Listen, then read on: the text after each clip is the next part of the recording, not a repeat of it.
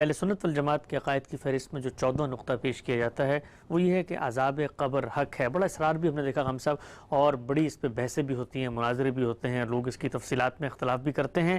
کہا جاتا ہے کہ بہت ہی بنیادی اور اہم نقطہ ہے، آپ اس کو مانیں گے تب آپ سنی کہلائیں گے۔ اس میں کیا شبہ ہے کہ یہ ان لوگوں کے ہاں تو اسی طرح پیش کیا جاتا ہے، لیکن عذاب قبر کے بارے میں کیا بحث کی گنجائش نہیں ہے؟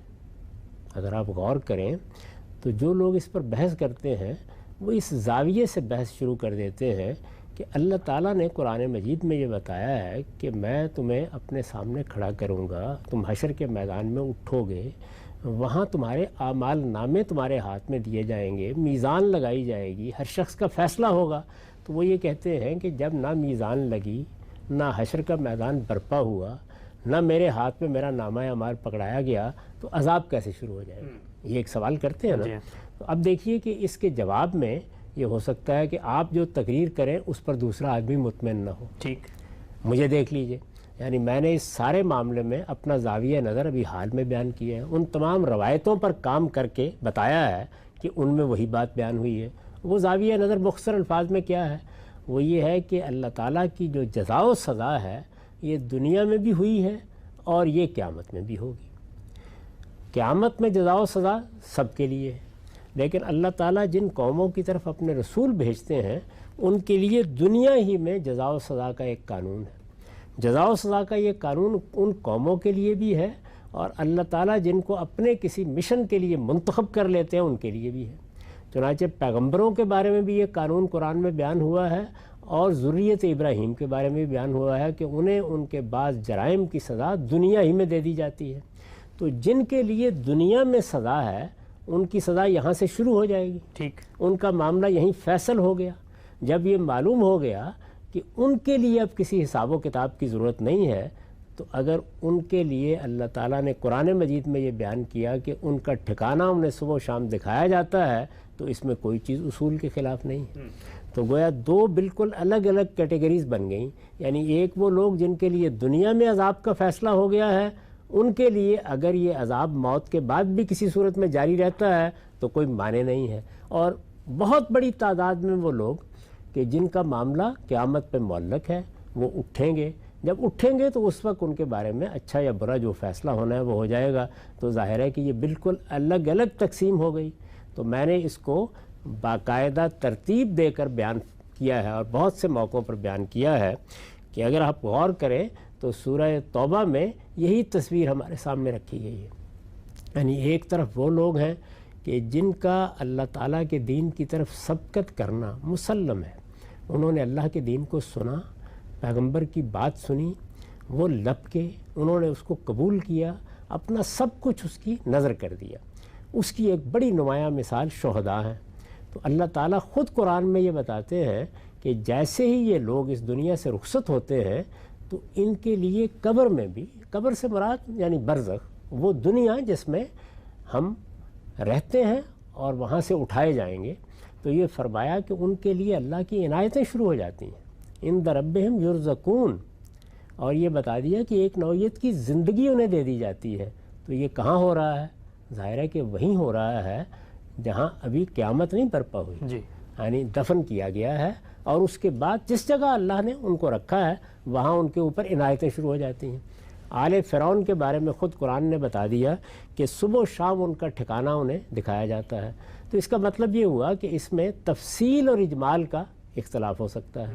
تو ایک طرف وہ لوگ کہ جو اسی دنیا میں اس انجام کو پہنچ گئے جو فرعون کا انجام ہوا، ابو جہل کا انجام ہوا، دوسری طرف وہ لوگ کہ جن کو اللہ تعالیٰ نے یہ سعادت بخشی کہ وہ صدیق و فاروق ہو گئے۔ تو دونوں کا بتا دیا کہ دنیا میں بھی ان کے لیے سرفرازی کے فیصلے ہوئے، دنیا بھی نعمتیں ان کو دی گئیں، اور وہ مرنے کے بعد بھی جاری رہیں گی، یا اگر عذاب کے مستحق ہوئے تو وہ عذاب ایک نوعیت سے مرنے کے بعد بھی جاری رہے گا، پھر انہیں اٹھایا جائے گا، اور پھر وہ الی اشد العذاب قرآن کے الفاظ میں روانہ کر دیے جائیں گے۔ یہ دو کیٹیگریز ہو گئی یا دو اصناف ہو گئی، اور تیسری بالکل واضح ہے، وہ ہم سب لوگ جنہوں نے نیکی بھی کی ہے، برائی بھی کی ہے، ایمان رہا ہے لیکن اس کے باوجود غلطیاں کی ہیں، وہ جس کو قرآن مجید کہتا ہے نا خلطوا عملا صالحا و آخر سیئا، اس طرح کی صورتحال ہے۔ ان کے بارے میں وہی اصول درست ہے کہ ان کو یہاں سلا دیا جائے گا، اور جب وہ قیامت میں اٹھیں گے تو ان کا حساب کتاب ہوگا، فیصلہ ہوگا، پھر اس کے بعد ان کے لیے جو کچھ بھی آگے انجام ہونا ہے وہ ان کے سامنے آ جائے گا۔ تو اس طریقے سے اس تفصیل کے ساتھ مثال کے طور پر میں اس چیز کو دیکھتا ہوں۔ بعض لوگ اس کو بالاجمال اسی طرح دیکھتے ہیں کہ سب کے لیے ایک ہی قاعدہ بنا دیتے ہیں۔ تو یہ ساری صورتحال کس چیز پر مبنی ہے؟ یعنی قرآن کے فہم یا بعض روایتوں کے فہم پر۔ اس میں اختلاف اگر ہو جائے تو کوئی قیامت نہیں آتی، اس کو بھی ایک علمی مسئلے کے طور پر ایسے ہی بیان ہونا چاہیے۔ میرا حق ہے کہ میں اپنی بات کو استدلال سے بیان کروں، آپ کا حق ہے کہ آپ استدلال کے ساتھ اس سے اختلاف کریں۔ اس اختلاف پر اور اس اتفاق پر مکالمہ بھی ہو سکتا ہے، اس پر دلائل کا تبادلہ بھی ہو سکتا ہے، لیکن اس کو اس طرح عقائد کی فہرست پہ رکھ دیا جائے گا تو یہ گویا انسانوں کے فہم کی بنیاد پر ایک ایسی چیز کو ایمانیات بنا دینا ہے جو ہمارے حدود سے ماورا ہے۔ ٹھیک، کونسل نقطہ آپ نے واضح فرمایا۔ چند چیزیں اطلاقی طور پہ اس موضوع سے متعلق میں آپ سے جاننا چاہتا ہوں۔ یہ بتائیے گا، بعض لوگ یہ کہتے ہیں کہ جی قرآن مجید کے اندر عذاب قبر کا کوئی ذکر نہیں ہے، اس بنیاد پر ہم جو بھی بحث کریں گے وہ تو اب حدیث کو سمجھنے کی بحث ہے، قرآن کی بنیاد پہ کوئی بحث نہیں ہو سکتی۔ جو تینوں کیٹیگریز آپ نے بتائیں، کیا قرآن مجید کی آیات ان تینوں کیٹیگریز کو اسی طریقے سے کوالیفائی کرتی ہیں؟ میں نے کبھی آپ کے سامنے ذکر کیا، یعنی ہر آدمی کو یہ معلوم ہے، ہمارے ہاں یہ آیات بہت وضاحت سے پڑھی جاتی ہیں۔ سورہ بقرہ میں بیان کر دیا ہے کہ وہ لوگ جو اللہ کی راہ میں مارے جاتے ہیں ان کو تم مردہ نہ کہو۔ آل عمران میں بیان کیا ہے، اور یہ بتایا ہے کہ عند ربہم یرزقون، اللہ کے ہاں ان پر عنایتیں ہو رہی ہیں، اور یہ ظاہر ہے کہ اس دنیا سے رخصت ہو جانے کے بعد کا ذکر ہے۔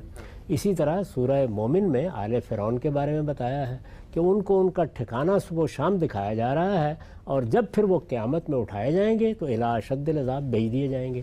تو یہ تو بالکل طے ہو گیا، یعنی خود قرآن نے بتا دیا کہ ایک کیٹیگری ان لوگوں کی ہے جن کے لیے اللہ کی عنایتیں فوراً بعد شروع ہو جاتی ہیں، اور اسی طریقے سے وہ لوگ بھی ہیں ان کے مقابل میں جنہوں نے یہاں اللہ کے رسولوں کا انکار کیا، جیسے کہ فرعون کی مثال قرآن میں آ گئی، ان کے لیے مرنے کے فوراً بعد ایک نوعیت کا عذاب شروع ہو جاتا ہے۔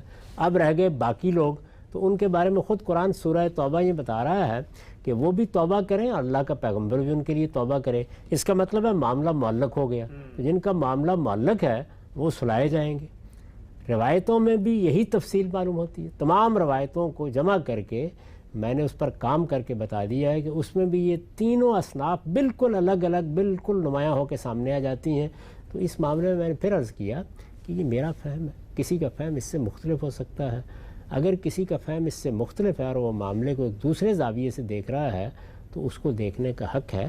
ہم اس کی غلطی اگر غلطی ہے تو واضح کریں گے، اس سے زیادہ اس معاملے کو نہیں بڑھانا چاہیے۔ ہاں، صحیح نقطہ آپ نے واضح فرمایا۔ صرف ایک شاید لوگوں کی دلچسپی کا سوال ہو، روایتوں پہ آپ نے کام کیا، تفصیلی کام وہ دیکھا بھی جا سکتا ہے، عذاب قبر کی روایتیں ہم صاحب نے ان پر کام کیا۔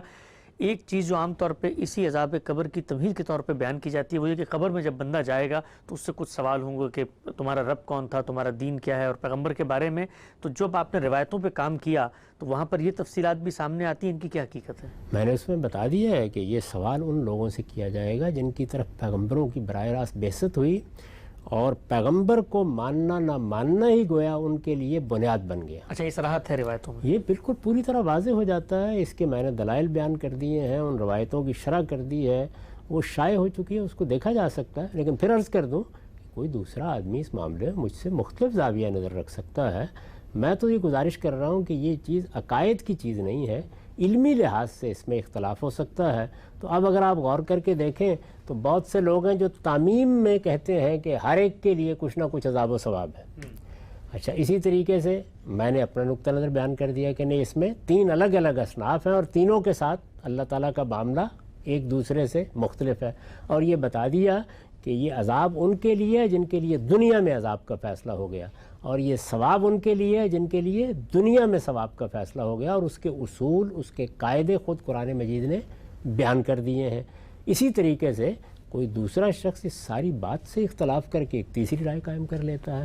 تو میں صرف یہ گزارش کر رہا ہوں کہ ایسی چیزوں کو باہمی مناظروں کا موضوع بنانا، ان کی بنیاد پر کسی کی تکفیر کرنا، ان کی بنیاد پر کسی کو فاسق قرار دینا، اصل خرابی وہاں پیدا ہوتی ہے۔ یہ پوری مسلمان امت ہے، یہ رسالت مآب صلی اللہ علیہ وسلم کی امت ہے، اس لیے بار بار یہ توجہ دلائی جا رہی ہے کہ اس امت میں جو لوگ بھی شامل ہیں ان کے لیے ایمانیات وہی ہیں جو اللہ کے پیغمبر نے بیان کر دیں، جو قرآن مجید نے بیان کر دیں۔